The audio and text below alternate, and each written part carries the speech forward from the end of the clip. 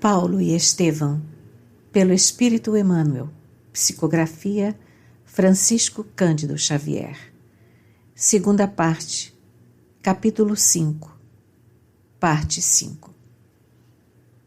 O grupo, acrescido de Silas, Barsabás e João Marcos, pôs-se a caminho para Antioquia nas melhores disposições de harmonia.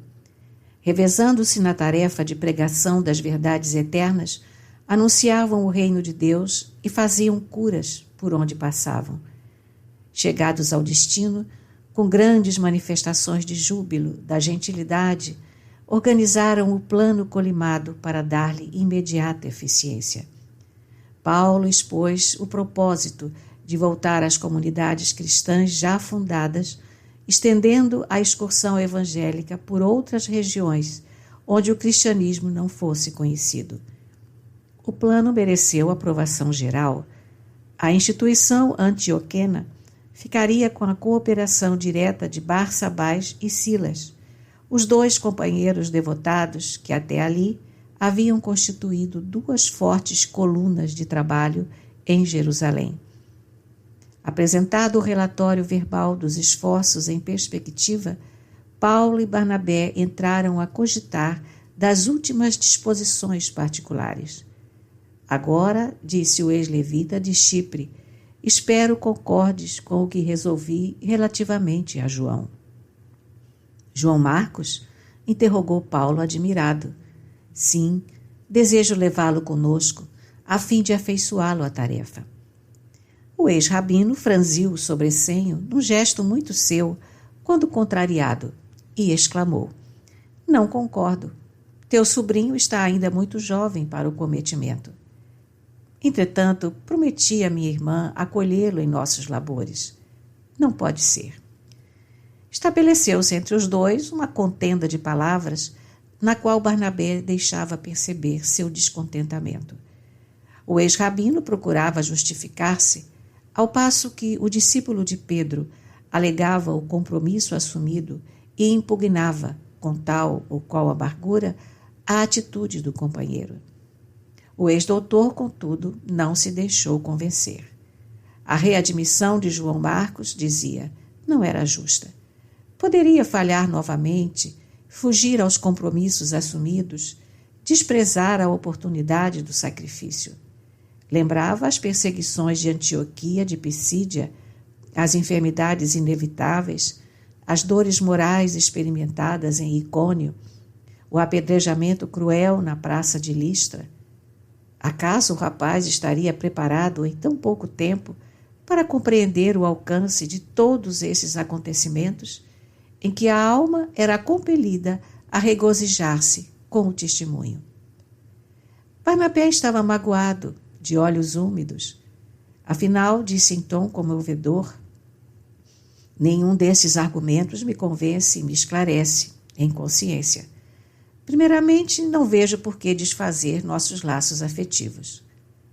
O ex-rabino não o deixou terminar e concluiu. Isso nunca. Nossa amizade está muito acima destas circunstâncias. Nossos elos são sagrados. Pois bem, acentuou Barnabé, como interpretar então tua recusa? Por que negarmos ao rapaz uma nova experiência de trabalho regenerativo? Não será falta de caridade desprezar um ensejo, talvez providencial? Paulo fixou demoradamente o amigo e acrescentou: minha intuição neste sentido é diversa da tua. Quase sempre, Barnabé, a amizade a Deus é incompatível com a amizade ao mundo.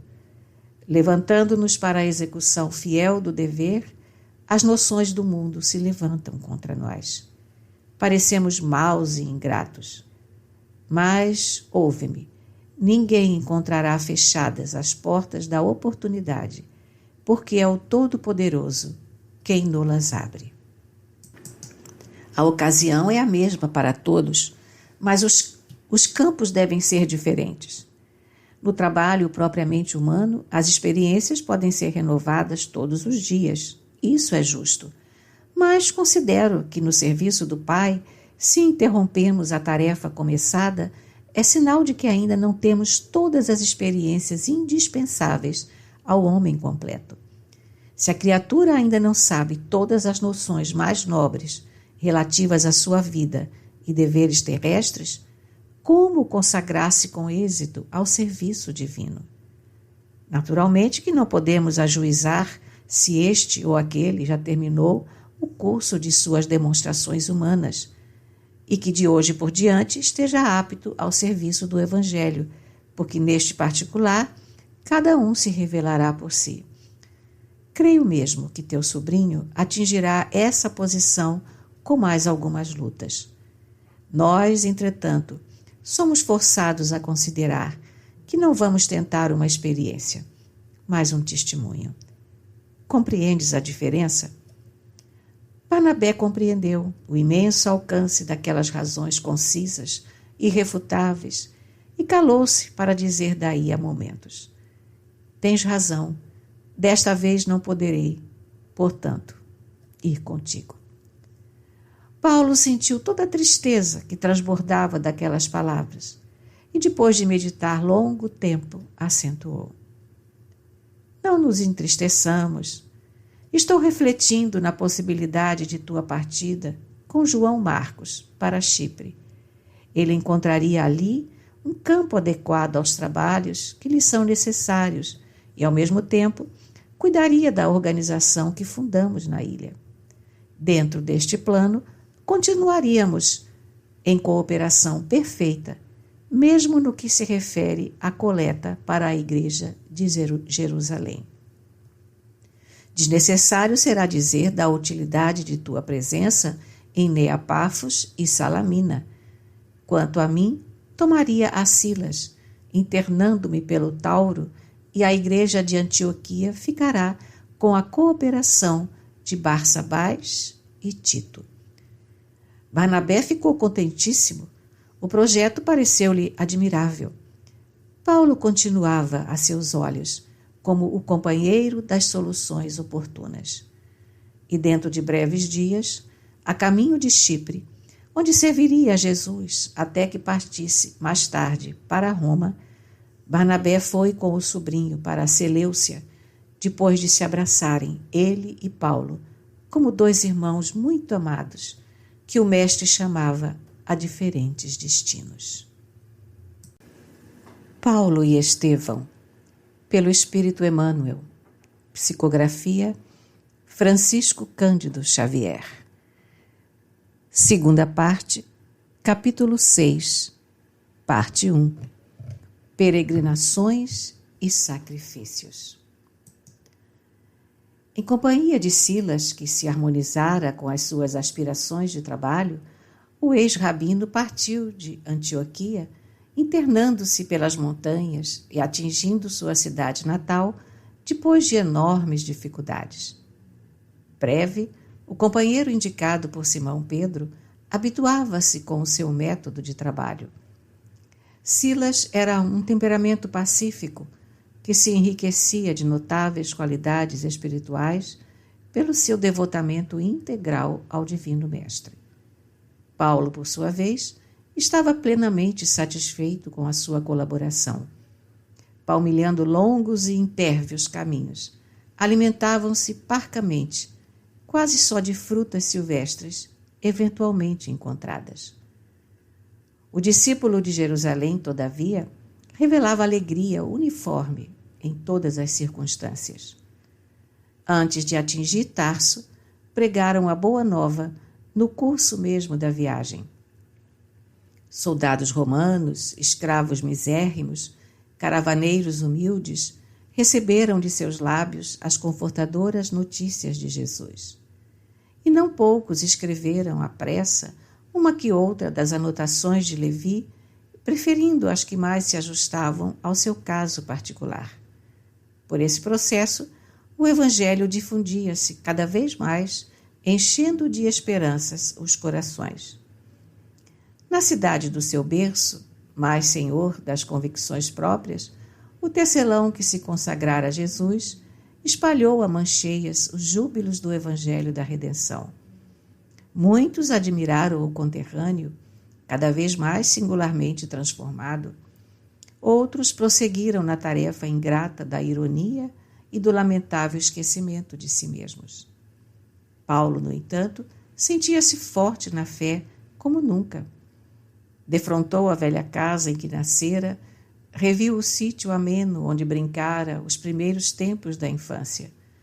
Contemplou o campo de esportes onde guiara sua biga romana. Mas exumou as recordações sem lhes sofrer a influência depressiva, porque tudo entregava ao Cristo como patrimônio em cuja posse poderia entrar mais tarde, quando houvesse cumprido seu divino mandato. Depois de breve permanência na capital da Cilícia, Paulo e Silas procuraram alcançar os cumes do Tauro, empreendendo nova etapa da rude peregrinação em começo. Noites ao relento, sacrifícios numerosos, ameaças de malfeitores, perigos sem conta foram enfrentados pelos missionários que todas as noites entregavam ao Divino Mestre os resultados da recolta e pela manhã rogavam a sua misericórdia não lhes faltasse com a valiosa oportunidade de trabalho, por mais dura que fosse a tarefa diária. Cheios dessa confiança ativa, chegaram a Derbe, onde o ex-rabino abraçou comovidamente os amigos que ali chegaram a fazer após a dolorosa convalescença quando da primeira excursão. O Evangelho continuava a estender seu raio de ação em todos os setores. Profundamente sensibilizado, o convertido de Damasco, no desdobramento natural do serviço, começou a obter notícias da ação de Timóteo. O jovem filho de Eunice, pelo que lhe informavam, soubera enriquecer de maneira prodigiosa os conhecimentos adquiridos. A pequena cristandade de Derbe já lhe devia grandes benefícios. Por mais de uma vez, o novo discípulo ali acorrera em missões ativas. Disseminava curas e consolações. Seu nome era abençoado de todos. Cheio de júbilo, após o término de suas tarefas naquela cidade pequenina, o ex-rabino demandou Listra, com ansiedade carinhosa.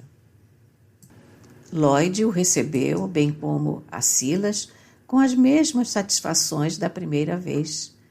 Todos queriam notícias de Barnabé, que Paulo não deixava de fornecer, solícito e prazenteiro. Na tarde desse dia, o convertido de Damasco abraçou Timóteo com imensa alegria a transbordar-lhe da alma.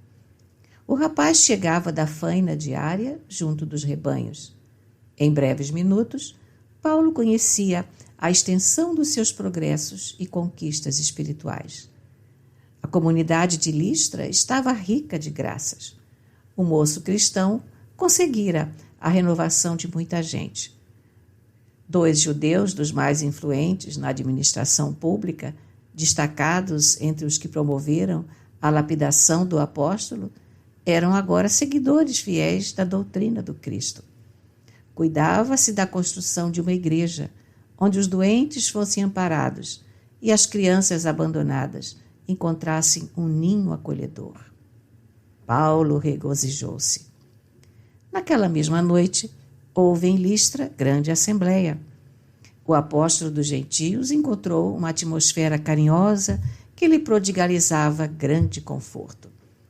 Expôs o objetivo de sua viagem, revelando suas preocupações pela difusão do Evangelho e acrescentando o assunto pertinente à Igreja de Jerusalém. Como em Derbe, todos os companheiros contribuíram com o possível. Paulo não cabia em si de contentamento, observando o triunfo tangível do esforço de Timóteo nas camadas populares. Aproveitando sua passagem por Listra, a bondosa Lloyd confidenciou-lhe suas necessidades particulares. Ela e Eunice tinham parentes na Grécia, por parte do pai de seu neto, os quais lhes reclamavam a presença pessoal, a fim de que não lhes faltassem com os socorros afetuosos. Os recursos que lhes restavam em Listra estavam prestes a esgotar-se. Por outro lado, desejava que Timóteo se consagrasse ao serviço de Jesus, iluminando o coração e a inteligência. A generosa velhinha e a filha projetavam então a mudança definitiva e consultavam o apóstolo sobre a possibilidade de aceitar a companhia do rapaz, pelo menos durante algum tempo, não só para que ele adquirisse novos valores no terreno da prática, como também porque isso facilitaria a transferência de todos para lugar tão distante. Paulo acedeu de bom grado, aceitaria a cooperação de Timóteo com sincero prazer. O rapaz, a seu turno, conhecendo a decisão, não sabia como traduzir seu profundo reconhecimento com transportes de alegria. Nas vésperas da partida, Silas entrou prudentemente no assunto e perguntou ao apóstolo se não era de bom alvitre operar a circuncisão do moço, a fim de que o judaísmo não perturbasse os labores apostólicos. Em socorro de sua arguição, invocava os obstáculos e lutas acerbas de Jerusalém.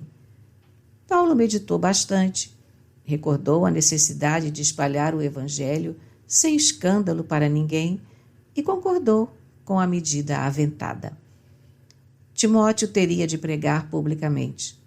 Conviveria com os gentios, mas maiormente com os israelitas, senhores das sinagogas e de outros centros, onde a religião era ministrada ao povo. Era justo refletir na providência para que o moço não fosse incomodado em sua companhia. O filho de Eunice obedeceu sem hesitação. Daí a dias, despedindo-se dos irmãos e das generosas mulheres que ficavam a chorar nos votos de paz em Deus, os missionários demandaram Icônio, cheios de coragem indômita e do firme propósito de servir a Jesus. No espírito amoroso de pregação e fraternidade, dilatando o poder do Evangelho Redentor sobre as almas e jamais esquecendo o auxílio à Igreja de Jerusalém, os discípulos visitaram todas as pequeninas aldeias da Galácia, demorando-se algum tempo em Antioquia de Pisídia, onde trabalharam de algum modo para se manterem a si mesmos. Paulo estava satisfeitíssimo. Seus esforços em companhia de Barnabé não haviam sido improfícuos. Nos lugares mais remotos, quando menos esperava, eis que surgiam notícias das igrejas anteriormente fundadas. Eram benefícios a necessitados, melhoras ou curas de enfermos, consolações aos que se encontravam em extremo desespero. O apóstolo experimentava o contentamento do semeador que defronta as primeiras flores como radiosas promessas do campo. Os emissários da Boa Nova atravessaram a Frígia e a Galácia sem perseguições de grande envergadura. O nome de Jesus era agora pronunciado com mais respeito. O ex-rabino continuava em franca atividade para a difusão do Evangelho na Ásia, quando uma noite, após as preces habituais, ouviu uma voz que lhe dizia, com amoroso acento: Paulo, sigamos adiante. Levemos a luz do céu a outras sombras. Outros irmãos te esperam no caminho infinito. Era Estevão, o amigo de todos os minutos, que, representando o Mestre Divino junto do apóstolo dos gentios, o concitava à semeadura noutros rumos. O valoroso emissário das verdades eternas compreendeu que o Senhor lhe reservava novos campos a desbravar. No dia seguinte, informando Silas e Timóteo do sucedido, concluía inspirado: Tenho assim que o Mestre me chama a novas tarefas. É justo. Aliás, reconheço que estas regiões já receberam a semente divina. E acentuava depois de uma pausa: Desta vez, já não encontramos muitas dificuldades. Antes, com Barnabé, experimentamos as expulsões, o cárcere, os açoites, o apedrejamento. Agora, porém, nada disso aconteceu. Quer dizer que por aqui já existem bases seguras para a vitória do Cristo. É preciso, portanto, caminhar para onde se encontrem os obstáculos e vencê-los, para que o Mestre seja conhecido e glorificado. Pois nós estamos numa batalha e é necessário não desprezar as frentes. Os 2 discípulos ouviram e procuraram meditar na grandeza de semelhantes conceitos. Decorrida uma semana, lá se foram a pé, procurando a Mísia. E, contudo, intuitivamente, Paulo percebeu que não seria ainda ali o novo campo de operações. Pensou em se dirigir para a Bitínia, mas a voz que o generoso apóstolo interpretava como sendo a do Espírito de Jesus, sugeriu-lhe a alteração do trajeto, induzindo-o a descer para Troade. Chegados ao ponto do destino, acolheram-se cansadíssimos numa hospedaria modesta. E Paulo, numa visão significativa do Espírito, viu um homem da Macedônia, que identificou pelo vestuário característico, a acenar-lhe ansiosamente, exclamando: "Vem e ajuda-nos." O ex-doutor interpretou o fato como ordenação de Jesus a respeito de seus novos encargos. Cientificou os companheiros logo pela manhã, não sem ponderar a extrema dificuldade da viagem por mar, baldo que estava de recursos. Entretanto, concluía: "Creio que o Mestre lá nos facultará o necessário." Silas e Timóteo calaram-se respeitosos. Saindo à rua cheia de sol pela manhã, eis que o apóstolo fixa o olhar numa casa de comércio e para lá se dirige com ansiosa alegria. Era Lucas que parecia fazer compras. O ex-rabino aproximou-se com os discípulos e bateu-lhe carinhosamente no ombro. "Por aqui?" disse Paulo com grande sorriso. Abraçaram-se alegremente. O pregador do Evangelho apresentou ao médico os novos companheiros, falando-lhe dos objetivos de sua excursão por aquelas paragens. Lucas, a seu turno, explicou que havia 2 anos era encarregado dos serviços médicos a bordo de grande embarcação ali ancorada, em trânsito para Samotrácia. Paulo recebeu a informação com profundo interesse.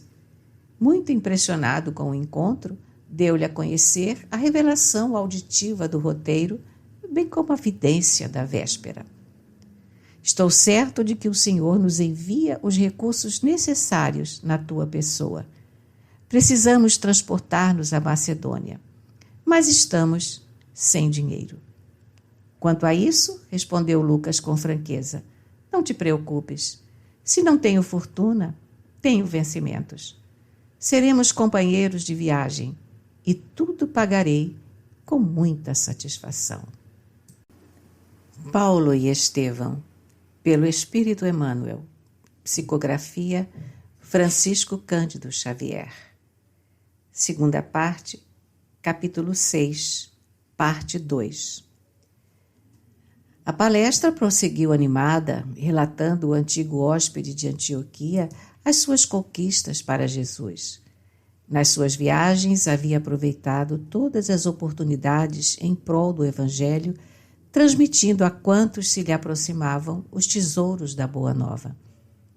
Quando contou que estava só no mundo, com a partida da genitora para a esfera espiritual, Paulo fez-lhe nova observação, acentuando: "Ora, Lucas, se te encontras sem compromissos imediatos, por que não te dedicas inteiramente aos trabalhos do Mestre Divino?" A pergunta produziu certa emoção no médico, como se valesse por uma revelação.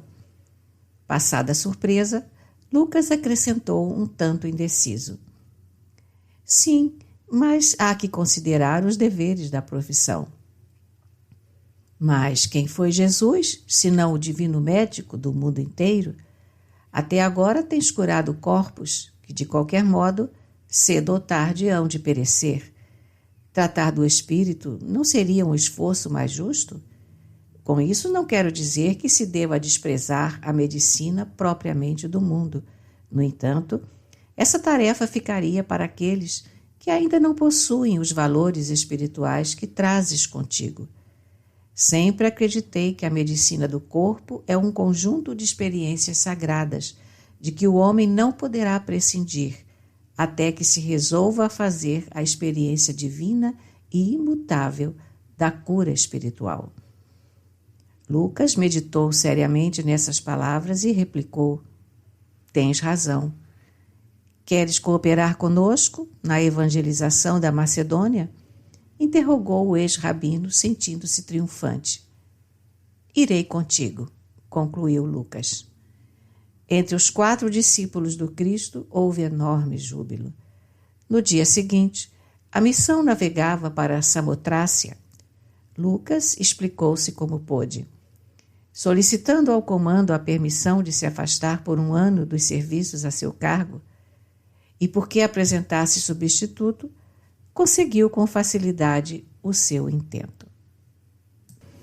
A bordo, como fazia em toda parte, Paulo aproveitou todos os ensejos para a pregação. As menores margens eram grandes temas evangélicos no seu raciocínio superior. O próprio comandante, romano de boa têmpera, abandonava-se prazerosamente ao gosto de ouvi-lo. Foi nessas viagens que Paulo de Tarso travou relações com um grande círculo de simpatizantes do Evangelho, conquistando numerosos amigos citados nas futuras epístolas. Desembarcados, os missionários, enriquecidos com a cooperação de Lucas, descansaram 2 dias em Neápolis, dirigindo-se em seguida para Filipos. Quase às portas da cidade, Paulo sugeriu que Lucas e Timóteo se dirigissem por outros caminhos para Tessalônica, onde os 4 se reuniriam mais tarde. Com esse programa, nenhuma aldeia ficaria esquecida e as sementes do reino de Deus seriam espalhadas nos meios mais simples. A ideia foi aprovada com satisfação. Lucas não deixou de perguntar se Timóteo era circuncidado. Conhecia as tricas dos judeus e não desejava atritos nas suas tarefas iniciais. Esse problema, esclareceu o apóstolo dos gentios, já foi necessariamente atendido.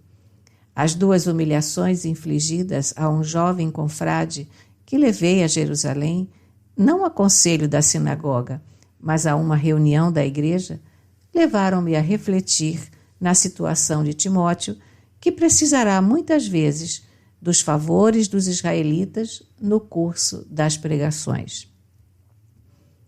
Até que Deus opere a circuncisão de tantos corações endurecidos, é indispensável saibamos agir com prudência, sem atritos que nos inutilizem os esforços. Esclarecido o assunto, entraram na cidade onde o médico e o jovem de Listra descansariam um pouco antes de tomarem o rumo de Tessalônica por estradas diferentes, de modo a multiplicar os frutos da missão. Hospedaram-se num albergue quase miserável que a população da cidade reservava aos estrangeiros. Depois de 3 noites ao relento, os amigos de Jesus dirigiram-se à casa de oração que ficava à margem do rio Gangas. Filipos não possuía sinagoga e o santuário destinado às preces, embora tomasse o título de casa, não era mais que um recanto ameno da natureza, rodeado de muros em ruínas. Ciente da situação religiosa da cidade, Paulo dirigiu-se para lá com os companheiros. Muito surpreendidos, entretanto, os missionários não encontraram senão senhoras e meninas em oração. O ex-rabino penetrou resolutamente no círculo feminino e falou dos objetivos do Evangelho como se estivesse diante de imenso público.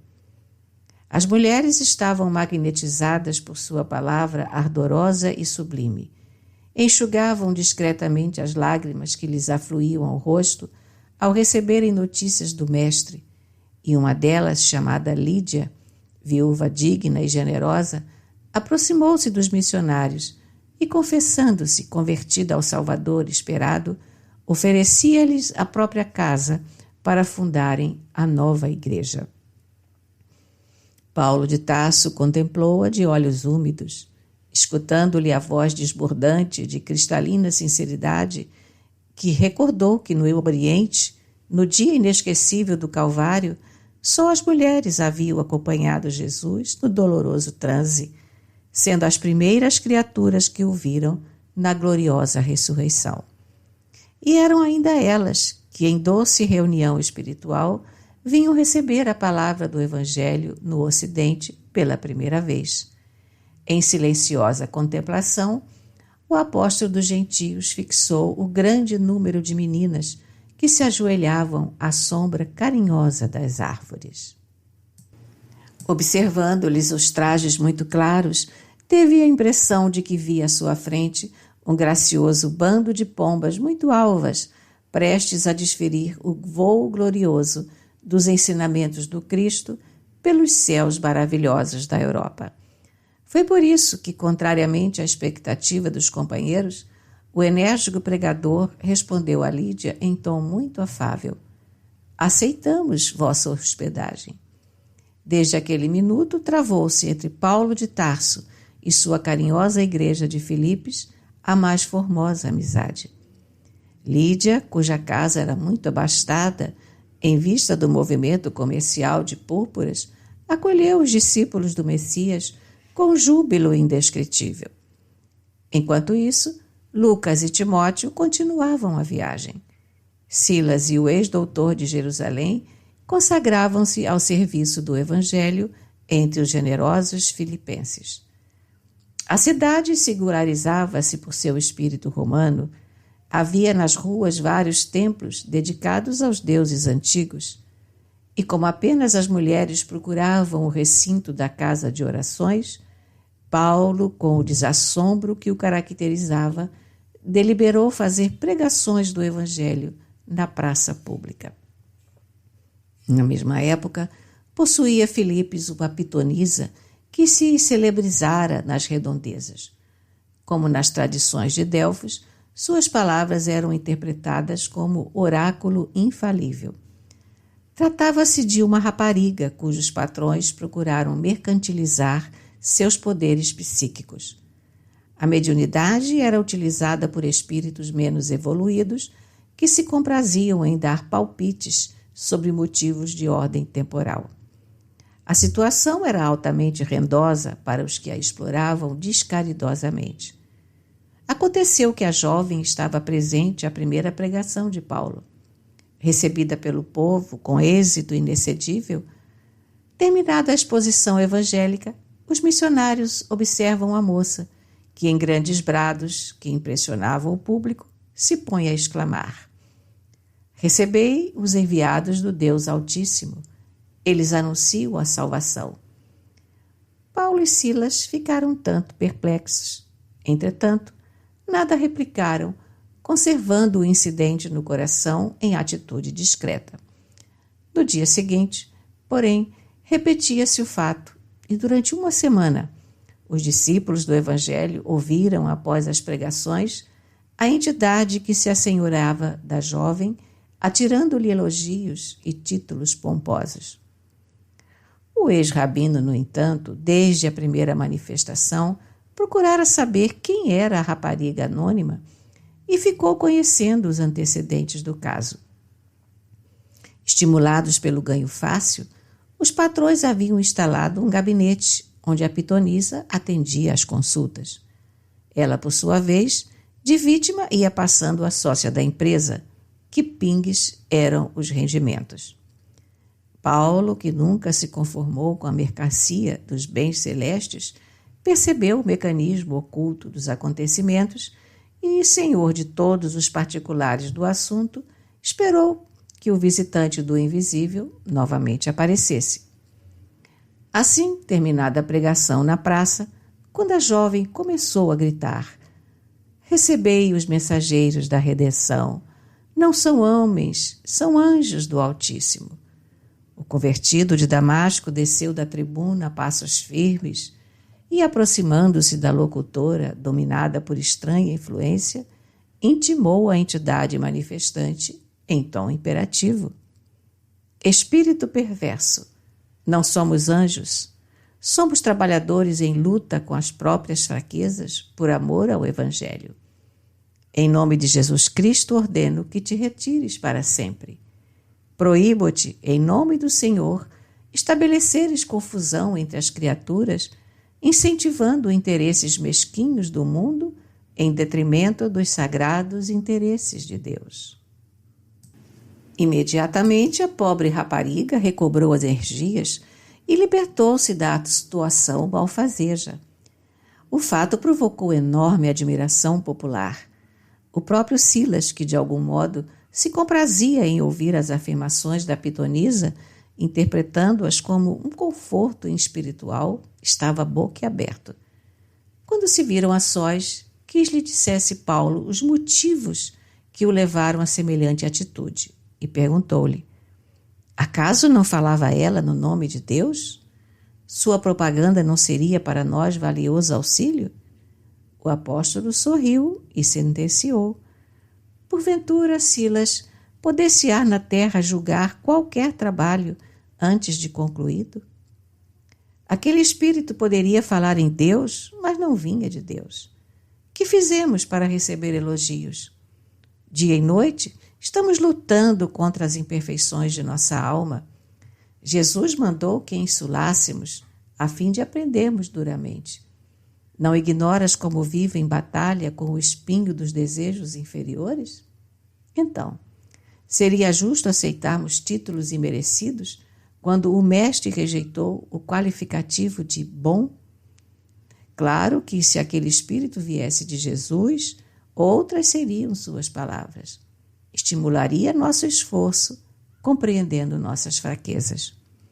Além do mais, procurei informar-me a respeito da jovem e sei que ela é hoje a chave de grande movimento comercial. Silas impressionou-se com os esclarecimentos mais que justos, mas dando a entender suas dificuldades para os compreender integralmente, acrescentou: todavia, será o incidente uma lição para não entretermos relações com o plano invisível? Como pudeste chegar a semelhante conclusão? Respondeu o ex-rabino muito admirado.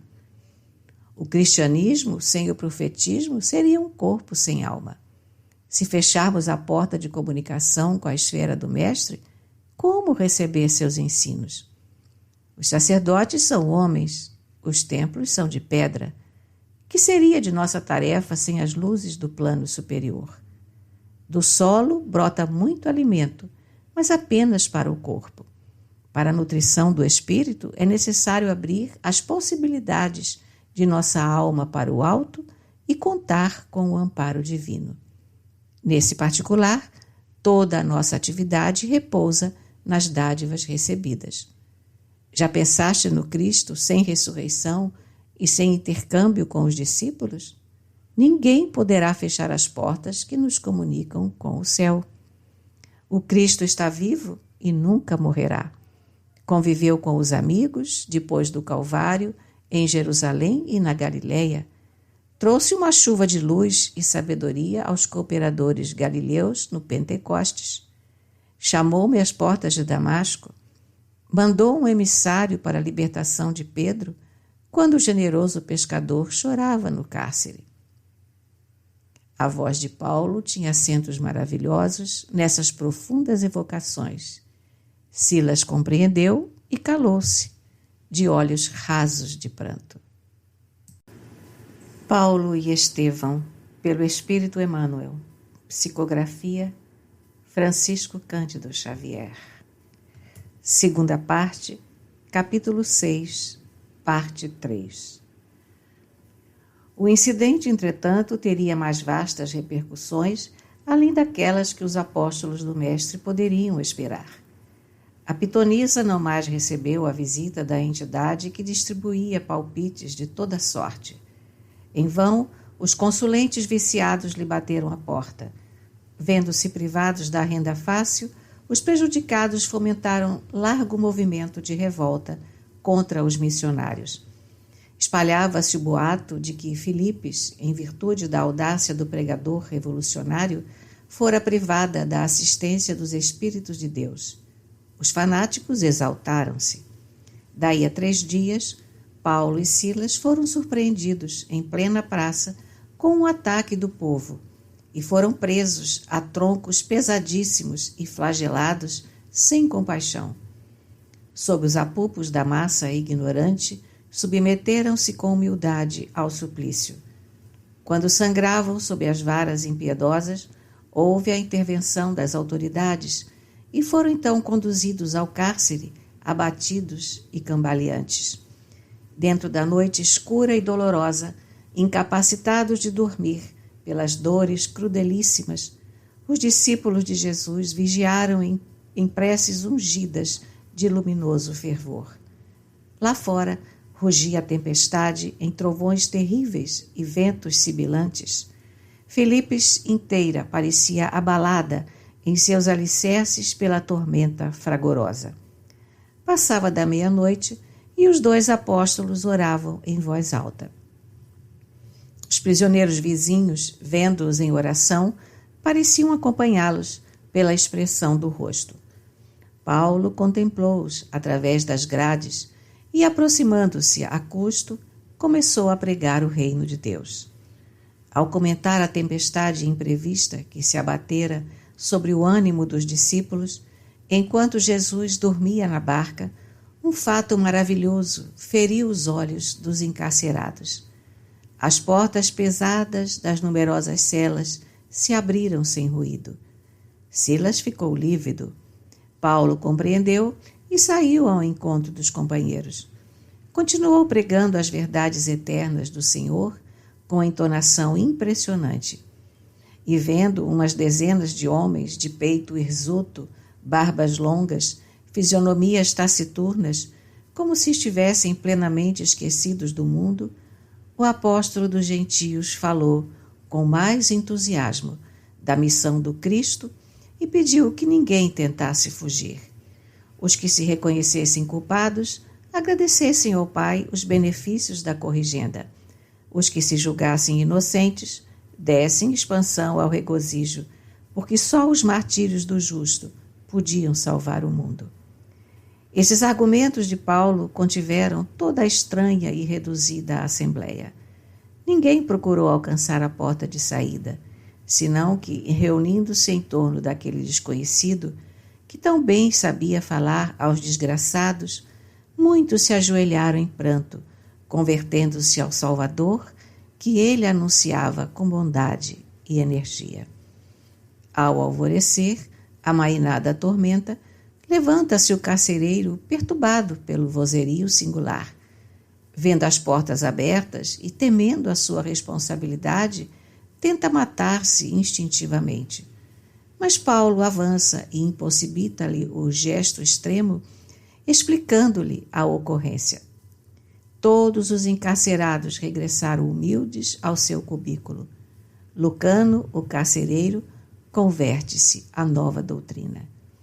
Antes que a claridade diurna invadisse a paisagem, ei-lo que traz aos apóstolos os socorros de emergência, pensando-lhes as feridas, sensibilizado como nunca.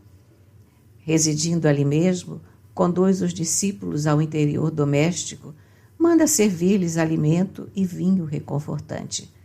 Logo nas primeiras horas, os juízes filipenses são informados dos fatos. Cheios de temor, mandam libertar os pregadores. Mas Paulo, desejando oferecer garantias ao serviço cristão que se iniciava na igreja fundada na casa da Lídia, alega a sua condição de cidadão romano a fim de infundir mais respeito aos magistrados de Filipos pelas ideias do profeta Nazareno.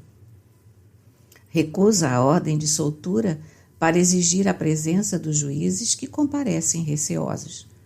O apóstolo anuncia-lhes o reino de Deus e, exibindo seus títulos, obriga-os a escutar suas dissertações relativamente a Jesus. Fê-los sabedores dos trabalhos evangélicos que alvoreciam na cidade com a cooperação de Lídia e comentou o direito dos cristãos em toda parte. Os magistrados apresentaram-lhe desculpas, garantiram a manutenção da paz para a igreja nascente e, alegando a extensão de suas responsabilidades perante o povo, rogaram a Paulo e Silas que deixassem a cidade para evitar novos tumultos. O ex-rabino sentiu-se satisfeito e, voltando à residência da generosa purpureira, em companhia de Silas, que lhe reconhecia a fortaleza, sem dissimular o grande espanto, ali demorou alguns dias, traçando o programa dos trabalhos da nova sementeira de Jesus. Em seguida, rumou para Tessalônica, escalando em todos os recantos onde houvesse sítios ou aldeias à espera de notícias do Salvador. Nesse novo centro de lutas, reencontraram Lucas e Timóteo, que os aguardavam ansiosos. Os trabalhos seguiram ativíssimos. Em toda parte, os mesmos choques judeus preconceituosos, homens de má fé, ingratos e indiferentes, conluiavam-se contra o ex-doutor de Jerusalém e seus devotados companheiros. Paulo mantinha-se forte e superior nas mínimas refregas. Sobrevinham dissabores, angústias na praça pública, acusações injustas, calúnias cruéis. Poderosas ameaças caíam às vezes inesperadamente sobre o desinteresse divino de suas obras. Mas o valoroso discípulo do Senhor prosseguia sempre, sereno e firme, através das tormentas. Vivendo estritamente do seu trabalho e compelindo os amigos a fazerem o mesmo, era indispensável que Jesus triunfasse nos corações. Esse era o seu programa primordial. Desatendia a qualquer capricho, sobrepunha essa realidade a quaisquer conveniências e a missão continuava, entre dores e obstáculos formidandos, mas segura e vitoriosa em sua divina finalidade. Depois de incontáveis atritos com os judeus em Tessalônica, o ex-rabino resolveu transferir-se para Bereia. Novos labores, novas dedicações e novos martírios.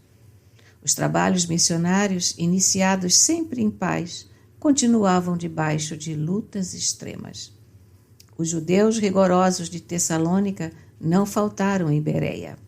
A cidade movimentou-se contra os discípulos do Evangelho. Os ânimos exaltaram-se. Lucas, Timóteo e Silas foram obrigados a afastar-se, perambulando pelas aldeias circunvizinhas. Paulo foi preso e açoitado. À custa de grandes sacrifícios dos simpatizantes de Jesus, deram liberdade com a condição de retirar-se dentro do menor prazo possível. O ex-rabino acedeu prontamente.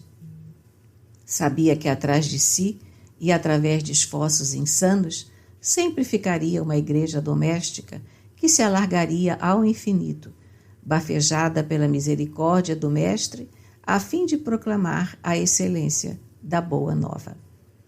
Era noite, quando os irmãos de Ideal conseguiram trazê-lo do cárcere para a via pública. O apóstolo dos gentios procurou informar-se sobre os companheiros e soube das vicissitudes que os assoberbavam. Lembrou que Silas e Lucas estavam doentes, que Timóteo necessitava encontrar-se com a sua mãe no porto de Coríntio. Era melhor proporcionar aos amigos uma trégua no vórtice das atividades renovadoras. Não seria justo requisitar-lhes a cooperação quando ele próprio experimentava a necessidade de repouso. Os irmãos de Bereia insistiam pela sua partida. Era uma temeridade provocar novos atritos. Foi aí que Paulo deliberou pôr em prática um velho plano. Visitaria Atenas, satisfazendo um velho ideal. Muitas vezes, impressionado com a cultura helênica, recebia em Tarso, alimentara o desejo de conhecer-lhe os monumentos gloriosos, os templos soberbos, o espírito sábio e livre. Quando ainda muito jovem, cogitara dessa visita à cidade magnificente dos velhos deuses, disposto a levar-lhe os tesouros da fé, guardados em Jerusalém. Procuraria as assembleias cultas e independentes e falaria de Moisés e da sua lei. Pensando agora na realização de tal projeto, considerava que levaria luzes muito mais ricas ao espírito ateniense. Anunciaria à cidade famosa o Evangelho de Jesus. Certo, quando falasse na praça pública, não encontraria os tumultos, tão do gosto israelita. Antegozava o prazer de falar à multidão afeiçoada ao trato das coisas espirituais. Indubitavelmente, os filósofos esperavam notícias do Cristo, com impaciência. Teriam nas suas pregações evangélicas o verdadeiro sentido da vida. Embalado por essas esperanças, o apóstolo dos gentios decidiu a viagem, acompanhado de alguns amigos mais fiéis. Estes, porém, regressaram das portas atenienses, deixando-o completamente só. Paulo penetrou na cidade, possuído de grande emoção. Atenas ainda ostentava numerosas belezas exteriores. Os monumentos de suas tradições veneráveis estavam quase todos de pé. Brandas harmonias vibravam no céu muito azul. Vales risonhos atapetavam-se de flores e perfumes. A grande alma do apóstolo extasiou-se na contemplação da natureza. Recordou os nobres filósofos que haviam respirado aqueles mesmos ares.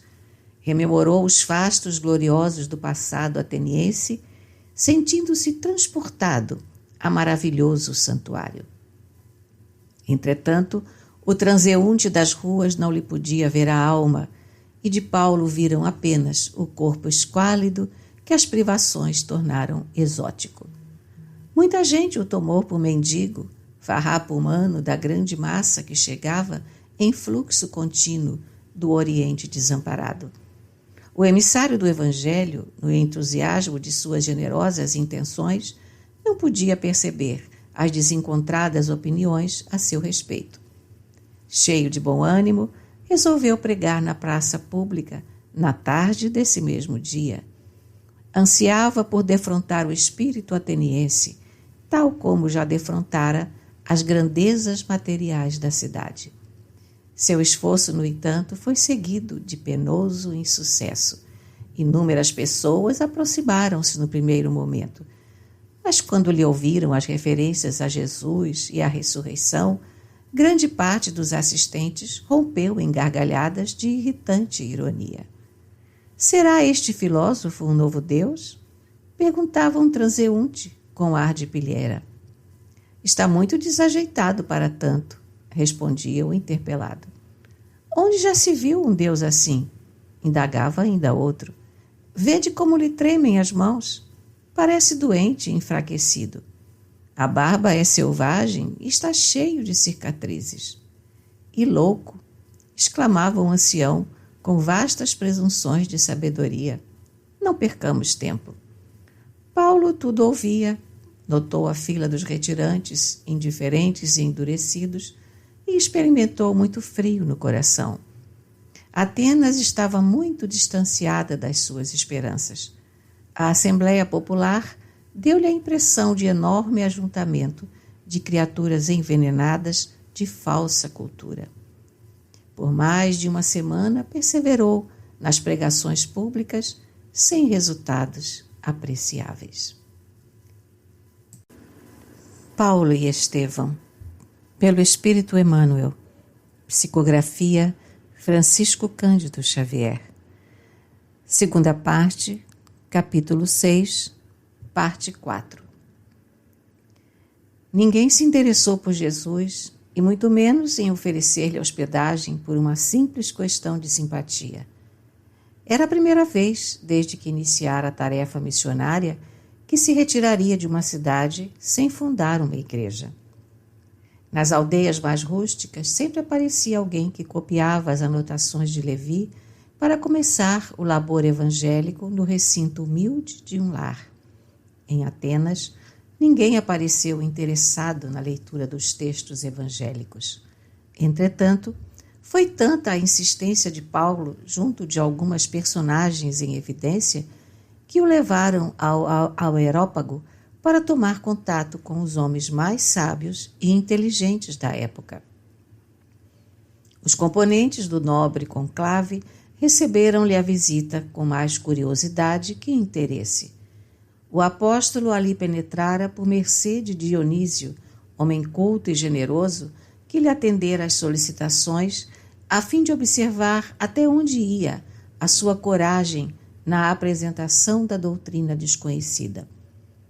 Paulo começou impressionando o auditório aristocrático, referindo-se ao Deus desconhecido, homenageado nos altares atenienses. Sua palavra vibrante apresentava cambiantes singulares. As imagens eram muito mais ricas e formosas que as registradas pelo autor dos Atos. O próprio Dionísio estava admirado. O apóstolo revelava-se-lhe muito diferente de quando o vira na praça pública. Falava com alta nobreza, com ênfase. As imagens revestiam-se de extraordinário colorido, mas quando começou a discorrer sobre a ressurreição, houve forte e prolongado murmúrio. As galerias riam a bandeiras despregadas, choviam remoques acerados. A aristocracia intelectual ateniense não podia ceder nos seus preconceitos científicos. Os mais irônicos deixavam o recinto com gargalhadas sarcásticas, enquanto os mais comedidos, em consideração a Dionísio, aproximaram-se do apóstolo com sorrisos intraduzíveis. Declarando que o ouviriam de bom grado por outra vez, quando não se desse ao luxo de comentar assuntos de ficção.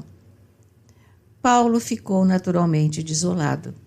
No momento, não podia chegar à conclusão de que a falsa cultura encontrará sempre, na sabedoria verdadeira, uma expressão de coisas imaginárias e sem sentido. A atitude do Areópago não lhe permitiu chegar ao fim. Em breve, o suntuoso recinto estava quase silencioso. O apóstolo então lembrou que seria preferível arrostar o tumulto dos judeus. Onde houvesse luta, haveria sempre frutos a colher. As discussões e os atritos, em muitos casos, representavam o revolvimento da terra espiritual para a semente divina. Ali, entretanto, encontrara a frieza da pedra. O mármore das colunas soberbas deu-lhe imediatamente a imagem da situação. A cultura ateniense era bela e bem cuidada, impressionava pelo exterior magnífico, mas estava fria, com a rigidez da morte intelectual. Apenas Dionísio e uma jovem senhora, de nome Dâmaris, e alguns serviçais do palácio permaneciam a seu lado, extremamente constrangidos, embora propensos à causa. Não obstante o desapontamento, Paulo de Tarso fez o possível por evitar a nuvem de tristeza que pairava sobre todos, a começar por ele próprio. Ensaiou um sorriso de conformação e tentou algo de bom humor. Dionísio consolidou ainda mais sua admiração pelas poderosas qualidades espirituais daquele homem de aparência franzina, tão enérgico e cioso de suas convicções. Antes de se retirarem, Paulo falou na possibilidade de fundar uma igreja, ainda que fosse num humilde santuário doméstico, onde se estudasse e comentasse o Evangelho. Mas os presentes não regatearam escusativas e pretextos. Dionísio afirmou que lamentava não lhe ser possível amparar o cometimento, dada a angústia de tempo. Dâmaris alegou os impedimentos domésticos. Os servos do Areópago, um por um, manifestaram dificuldades extremas. Um era muito pobre, outro muito incompreendido, e Paulo recebeu todas as recusas, mantendo singular expressão fisionômica, como o semeador, que se vê rodeado somente de pedras e espingueiros. O apóstolo dos gentios despediu-se com serenidade, mas, tão logo se viu só, chorou copiosamente. A que atribuir o doloroso insucesso? não pôde compreender imediatamente que Atenas padecia de seculares intoxicações intelectuais e, supondo-se desamparado pelas energias do plano superior, o ex-rabino deu expansão a terrível desalento. Não se conformava com a frieza geral, mesmo porque a nova doutrina não lhe pertencia, e sim ao Cristo. Quando não chorava refletindo na própria dor, chorava pelo Mestre, julgando que ele, Paulo, não havia correspondido à expectativa do Salvador. Por muitos dias, não conseguiu desfazer a nuvem de preocupações que lhe ensombrou a alma. Todavia, encomendava-se a Jesus e suplicava-lhe proteção para os grandes deveres da sua vida. Nesse vulcão de incertezas e amarguras, surgiu o socorro do Mestre ao apóstolo bem-amado. Timóteo chegara de Corinto carregado de boas notícias.